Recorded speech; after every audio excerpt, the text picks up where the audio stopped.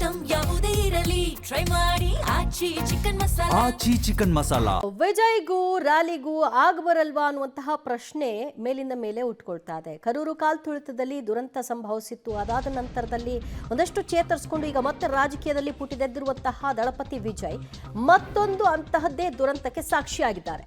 ತಮಿಳುನಾಡಿನ ಸೇಲಂನಲ್ಲಿ ವಿಜಯ್ ಬೃಹತ್ ರ್ಯಾಲಿಯನ್ನ ಹಮ್ಮಿಕೊಳ್ಳಲಾಗಿತ್ತು. ಟಿವಿಕೆ ಪಕ್ಷದ ರ್ಯಾಲಿಯಲ್ಲಿ ಓರ್ವ ಕಾರ್ಯಕರ್ತ ಸಾವನ್ನಪ್ಪಿರುವಂತಹ ಪ್ರಕರಣ. 37 ವರ್ಷದ ಕಾರ್ಯಕರ್ತ ಹೃದಯಾಘಾತಕ್ಕೆ ಒಳಗಾಗಿ ಮೃತರಾಗಿದ್ದಾರೆ ಅಂತ ಗೊತ್ತಾಗ್ತಿದೆ. ರ್ಯಾಲಿಯಲ್ಲಿ ಭಾಗವಹಿಸಿದ್ದಾಗ ಅವರು ಕುಸಿದು ಬಿದ್ದಂತಹ ಸನ್ನಿವೇಶ. ದಳಪತಿ ವಿಜಯ್ ಅವರ ರ್ಯಾಲಿಯಲ್ಲಿ ನಡೆದಂತಹ ಮಗದೊಂದು ದುರಂತ. ಆದರೆ ಇದರಲ್ಲಿ ಕಾರ್ಯಕರ್ತನೇ ಬಲಿಯಾಗಿದ್ದಾನೆ. ತಮಿಳುನಾಡಿನ ಸೇಲಂನಲ್ಲಿ ಬೃಹತ್ ರ್ಯಾಲಿಯನ್ನ ಹಮ್ಮಿಕೊಳ್ಳಲಾಗಿತ್ತು. ಆ ಒಂದು ಕಾರ್ಯಕ್ರಮದಲ್ಲಿ ಭಾಗಿಯಾಗಿದ್ದಂತಹ ಸಂದರ್ಭದಲ್ಲೇ ಅಲ್ಲಿ ಕುಸಿದು ಬೀಳ್ತಾನೆ ವ್ಯಕ್ತಿ. ಬಿದ್ದ ನಂತರದಲ್ಲಿ ತೀವ್ರ ಅಸ್ವಸ್ಥರಾಗ್ತಾರೆ. ಕ್ವಿಕ್ ಆಗಿ ಅವ್ರನ್ನ ಆಸ್ಪತ್ರೆಗೆ ಶಿಫ್ಟ್ ಮಾಡುವಂತಹ ಪ್ರಯತ್ನ ಮಾಡಲಾಗುತ್ತಾದರೂ ಕೂಡ ಹೃದಯಾಘಾತದಿಂದ ಸಾವನ್ನಪ್ಪಿದ್ದಾರೆ ಅನ್ನೋದು ಇಲ್ಲಿ ಗೊತ್ತಾಗ್ತಾ ಇದೆ. ಹಿಂದೆ ಆಗಿದ್ದು ಕಾಲ್ತುಳಿತದಿಂದಾದಂತಹ ಸಾವು. ಆದರೆ ಇದು ಆ ಸಂದರ್ಭದಲ್ಲಿ ಬಿಸಿಲು, ಒತ್ತಡ ಮತ್ತು ರ್ಯಾಲಿಯಲ್ಲಿ ಭಾಗವಹಿಸಿದಂತಹ ಪರಿ ಇದೆಲ್ಲವನ್ನು ಗಮನಿಸಿಕೊಂಡು ಸಾವನ್ನಪ್ಪಿದ್ದಾರೆ. ತೀವ್ರ ರಕ್ತದೊತ್ತಡ ಅವರಿಗೆ ಕಾಡಿತ್ತು. ಹಾಗಾಗಿ ಹೃದಯಾಘಾತ ಆಗಿದೆ ಅಂತ ಗೊತ್ತಾಗ್ತಾ ಇದೆ. ಬಹಳಷ್ಟು ಫೇಸ್ ಮಾಡಬೇಕಾಗಿತ್ತು ದಳಪತಿ ವಿಜಯ್ ಅವರು. ರ್ಯಾಲಿಯ ನಂತರದಲ್ಲಿ ಆದಂತಹ ದುರ್ಘಟನೆಯ ನಂತರದಲ್ಲಿ ಎಲ್ಲವೂ ಮಾಸಿ ಈಗ ಮತ್ತೆ ಹೊಸ ಹುಮ್ಮಸ್ಸಿನೊಂದಿಗೆ ಮತ್ತೆ ರ್ಯಾಲಿಯನ್ನು ಆರಂಭಿಸಿ ಮತ್ತೆ ತನ್ನ ರಾಜಕೀಯ ಪಯಣವನ್ನು ಮುಂದುವರಿಸೋಣ ಅನ್ನುವಂತಹ ಹೊತ್ತಲ್ಲಿ ಮತ್ತೊಂದು ಆಘಾತ ದಳಪತಿಗೆ. ತಮಿಳುನಾಡಿನ ಸೇಲಂನಲ್ಲಿ ವಿಜಯ್ ಹಮ್ಮಿಕೊಂಡಂತಹ ಬೃಹತ್ ರ್ಯಾಲಿಯಲ್ಲಿ ಅವರು ಭಾಗಿಯಾಗಿದ್ದಂತಹ ಸಂದರ್ಭ.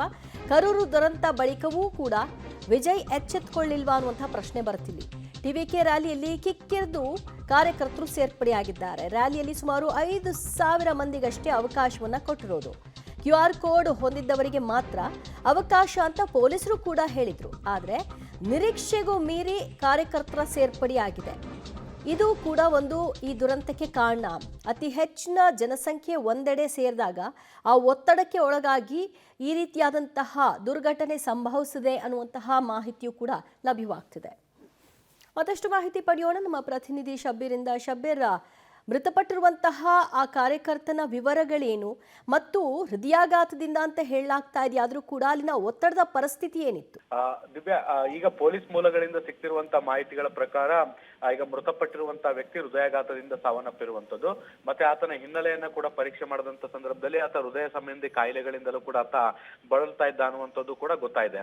ಸೊ ಹೀಗಾಗಿ ಈ ಹಿಂದೆ ಇದ್ದಂತಹ ಹೃದಯ ಸಂಬಂಧಿ ಸಮಸ್ಯೆಯಿಂದಾಗಿ ಇವತ್ತು ಹೃದಯಾಘಾತ ಆಗಿರುವಂತ ಸಾಧ್ಯತೆಗಳಿದೆ ಅಂತ ಹೇಳಲಾಗ್ತಾ ಇರುವಂತದ್ದು. ಇದು ಒಂದು ಭಾಗ ಆದ್ರೂ ಕೂಡ ಬಹಳಷ್ಟು ಒತ್ತಡದ ಸನ್ನಿವೇಶಗಳು ಕೂಡ ಅಲ್ಲಿ ನಿರ್ಮಾಣ ಆಗಿತ್ತು. ಆ ಒತ್ತಡದಿಂದ ಹೃದಯಾಘಾತ ಆಗಿರಬಹುದಾದಂತಹ ಸಾಧ್ಯತೆಗಳು ಕೂಡ ಈಗ ಮೇಲ್ನೋಟಕ್ಕೆ ಕಂಡು ಬರ್ತಾ ಇರುವಂತದ್ದು. ಮೃತದೇಹವನ್ನ ಪೋಸ್ಟ್ ಮಾರ್ಟಮ್ ಕೂಡ ಮಾಡ್ಲಾಗ್ತಾ ಇರುವಂತದ್ದು. ಮುಂದಿನ ಹಂತದಲ್ಲಿ ವೈದ್ಯರು ಕೂಡ ಖಚಿತವಾಗಿ ಯಾವ ಕಾರಣಕ್ಕಾಗಿ ಹೃದಯಾಘಾತ ಅಥವಾ ಬೇರೆ ಏನಾದ್ರೂ ಸಮಸ್ಯೆಯಿಂದ ಸಾವನ್ನಪ್ಪಿದ್ರ ಅನ್ನುವಂಥದ್ರ ಬಗ್ಗೆ ವರದಿಗಳನ್ನ ಕೂಡ ಕೊಡ್ತಾರೆ. ಮುಖ್ಯವಾಗಿ ಕರೂರು ಕಾಲ್ತುಳಿತ ಪ್ರಕರಣ ಆದ ಬಳಿಕ ನಟ ವಿಜಯ್ ಸೇರಿದಂತೆ ಬೇರೆ ಬೇರೆ ರಾಜಕೀಯ ಪಕ್ಷಗಳ ಚುನಾವಣಾ ರ್ಯಾಲಿಗಳಿಗೆ ಒಂದಷ್ಟು ಪ್ರೋಟೋಕಾಲ್ ಗಳನ್ನ ಮಾಡಿದ್ರು. ಜನಸಂಖ್ಯೆಯನ್ನು ಎಷ್ಟು ಸೇರಿಸಬೇಕು ಮತ್ತೆ ಅಗತ್ಯ ತಯಾರಿಗಳನ್ನ ಹೇಗ್ ಮಾಡ್ಕೋಬೇಕು ಅನ್ನೋದಕ್ಕೆ ಸಂಬಂಧಪಟ್ಟಂತೆ ಒಂದಿಷ್ಟು ರೂಲ್ಸ್ ಗಳು ಕೂಡ ಇದ್ವು. ನಟ ವಿಜಯ್ ಇವತ್ತು ಸೇಲಂನಲ್ಲಿ ನಡೆಸಿದಂತ ಕಾರ್ಯಕ್ರಮದಲ್ಲಿ 5,000 ಜನ ಸೇರ್ಬೇಕಾಗಿತ್ತು. ಆದ್ರೆ 5,000ಕ್ಕಿಂತ ಹೆಚ್ಚು ಜನ ಬಹಳ ದೊಡ್ಡ ಪ್ರಮಾಣದಲ್ಲಿ ಸೇರಿದ್ರು. ಸೊ ಇದರಿಂದ ಒತ್ತಡ ಸೃಷ್ಟಿಯಾಗಿತ್ತು. ಮತ್ತೆ ಈ ಒಂದು ಸಮಸ್ಯೆಯಿಂದಾಗಿ ಹೃದಯಾಘಾತ ಆಗಿದೆಯಾ ಅನ್ನುವಂತಹ ಅನುಮಾನಗಳು ಕೂಡ ಈಗ ಸದ್ಯಕ್ಕೆ ವ್ಯಕ್ತ ಆಗ್ತಾ ಇರುವಂತದ್ದು. ಈ ನಿಟ್ಟಿನಲ್ಲೂ ಕೂಡ ಈಗ ತನಿಖೆಗಳು ನಡೀತಾ ಇದ್ದಾವೆ. ದಿವ್ಯಾ, ಥ್ಯಾಂಕ್ ಯು ಶಬ್ಬೀರ್ ನಿಮ್ಮೆಲ್ಲ ಮಾಹಿತಿಗೆ. ಟಿವಿಕೆ ರ್ಯಾಲಿಯಲ್ಲಿ ದಳಪತಿ ವಿಜಯ್ ಕಾರ್ಯಕರ್ತರನ್ನ ಈ ರ್ಯಾಲಿಗೆ ಬರಮಾಡಿಕೊಂಡಿದ್ರು. ಅದಕ್ಕೆ QR ಕೋಡ್ನ ಮೂಲಕವಾಗಿ ಆಹ್ವಾನವನ್ನ ಕೊಡಲಾಗಿತ್ತು. 5,000 ಮಂದಿಗಷ್ಟೇ ಸೀಮಿತಗೊಳಿಸಿ ಪೊಲೀಸರು ಅನುಮತಿಯನ್ನ ಕೊಟ್ಟಿದ್ರು. ಆದರೆ ಇಂಥ ಹೊತ್ತಲ್ಲಿ ಹೃದಯಾಘಾತದಿಂದಾಗಿ ಓರ್ವ ಕಾರ್ಯಕರ್ತ ಬಲಿಯಾಗಿದ್ದಾರೆ ಅನ್ನೋದು ಗೊತ್ತಾಗ್ತಾ ಇದೆ. ಸದ್ಯ ಇದರಿಂದ ಮತ್ತೆ ದಳಪತಿ ವಿಜಯ್ಗೆ ಟೀಕಾ ಟಿಪ್ಪಣಿಗಳು ಸಹಜವಾಗಿ ಬರುತ್ತೆ. ಬಟ್ ಇದು ಅವರು ಆರೋಗ್ಯ ಸಂಬಂಧಿತ ಸಮಸ್ಯೆಗಳು ಹಿಂದೆಯೂ ಕೂಡ ಇತ್ತು ಅವರ ಮೆಡಿಕಲ್ ಹಿಸ್ಟ್ರಿಯನ್ನು ಚೆಕ್ ಮಾಡಿದಾಗ. ಹಾಗಾಗಿ ಆ ರೀತಿಯಾದಂತಹ ಕಾಲ್ತುಳಿತಕ್ಕೂ ಇದಕ್ಕೂ ಹೋಲಿಕೆ ಮಾಡುವಂತಹ ಅವಶ್ಯಕತೆ ಇಲ್ಲ ಅನ್ನುವಂತಹ ಮಾತುಗಳು ಕೂಡ ಒಂದು ಕಡೆಯಲ್ಲಿ ಕೇಳಿಬರ್ತಿದೆ.